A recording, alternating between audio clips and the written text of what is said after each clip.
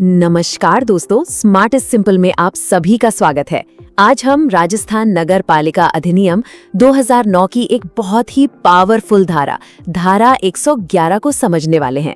देखिए, इसे आप आसान भाषा में सरकार की वीटो पावर समझ सकते हैं, जो वो नगर पालिका के टैक्स पर इस्तेमाल करती है।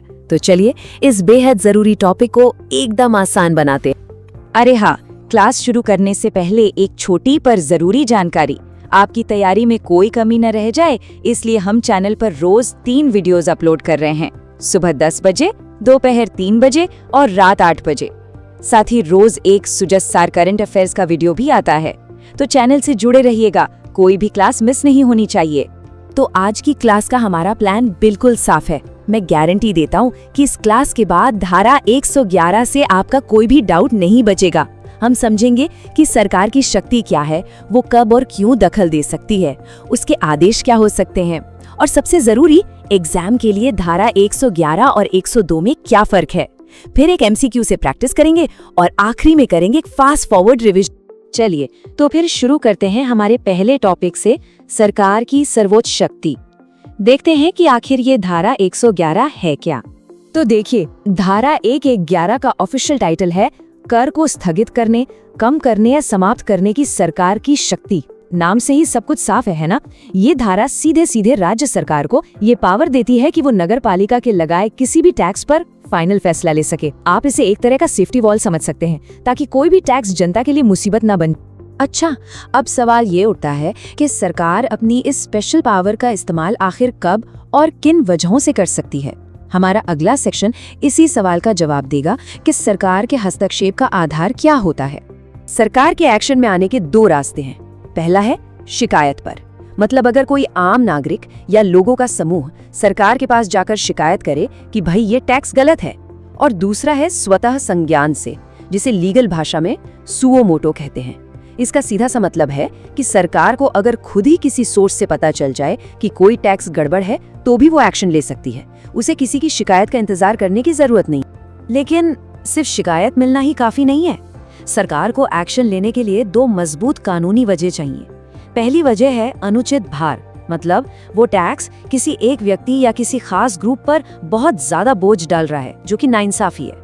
और दूसरी वजह है लोकहित के विरुद्ध, मतलब वो टैक्स आम जनता के भले के लिए नुकसानदायक या बहुत ही ज्यादा आपत्तिजनक है। कानून में इसके लिए ऑब्नॉक्शियस शब्द का इस्तेमाल हुआ है, जिसका मतलब होता है कोई बहुत ही बुरी, घिनौनी चीज। तो ठीक है, सरकार को एक्शन लेने की वजह मिल गई। अब सवाल है वो कर क्या सकती है। चलिए अब देखते हैं कि सरकार के पास क्या क्या आदेश देने की पावर है। सरकार के पास मुख्यतः 4 तरह के आदेश देने की शक्ति है। वो नगरपालिका को कह सकती है कि इस टैक्स को पहला पूरी तरह हटा दो, मतलब अबॉलिश कर दो, खत्म कर दो। दूसरा, कुछ समय के लिए स्थगित कर दो, मतलब सस्पेंड कर दो। तीसरा, टैक्स की रेट को कम कर दो, मतलब रिड्यूस कर दो। या चौथा, किसी खास वर्ग के लोगों या किसी प्रॉपर्टी को उस टैक्स से छूट दे दो, मतलब एग्जेम्प्ट कर। अब देखिए, ये एक बहुत ही जरूरी पॉइंट है। सरकार सिर्फ ऑर्डर देकर भूल नहीं जाती, वो उस ऑर्डर को लागू करवाने के लिए एक डेडलाइन, एक स्पेसिफाइड पीरियड भी तय कर सकती है। और नगरपालिका को उस तय समय के अंदर अंदर सरकार की बात माननी ही होगी। लीजिए, अब हम आ गए हैं इस चैप्टर के सबसे इम्पोर्टेंट हिस्से पर। यहाँ से EORO एग्जाम में सवाल बनने के चांस सबसे ज्यादा हैं। ये है धारा 111 और धारा 102 ब्रैकेट 2 के बीच का फर्क। ध्यान से समझिएगा। इस टेबल को देखिए, ये आपका सारा कंफ्यूजन दूर कर देगी। सबसे पहला और बड़ा फर्क है पहल का। धारा 111 में बॉस कौन है? राज्य सरकार, वो ऊपर से आदेश देती है।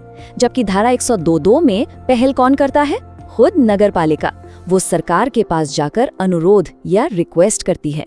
दूसरा फर्क है वजह का। धारा 111 की वजह है जनहित की रक्षा करना, जबकि 102 की वजह है कि नगर पालिका को टैक्स वसूलने में दिक्कत आ रही है। और तीसरा, नेचर का फर्क। धारा 111 एक आदेश है, एक डायरेक्शन है, जबकि धारा 102 एक अनुरोध है, एक रिक्वेस्ट है। बिल्कुल साफ है। तो थ्योरी तो हमने बहुत अच्छे से समझ ली। अब बारी है ये देखने की कि हमें कितना याद रहा।